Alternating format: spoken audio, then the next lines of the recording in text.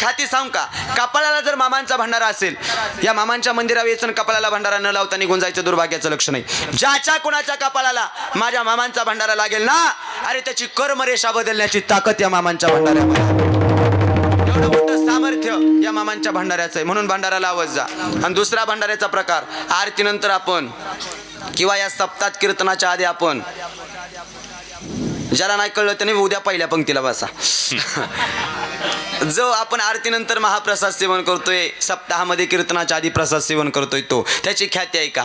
जो कोणी या बाळूमामांच्या मंदिरावरता प्रसाद सेवन करतोय, जो कोणी मामांच्या भंडारा उत्सवातल्या मामांच्या सप्ताहातला प्रसाद सेवन करतोय ना, जो कोणी माझ्या बाळूमामांच्या मंदिरावरचा महाप्रसाद सेवन करेल ना, अरे त्याच्या अंगामध्ये कुठलीही रोगराई असू द्या, कुठलीही बाधा असू द्या, ती नष्ट करण्याची ताकद या मामांच्या प्रसादामध्ये आणि भंडाऱ्यामध्ये आहे.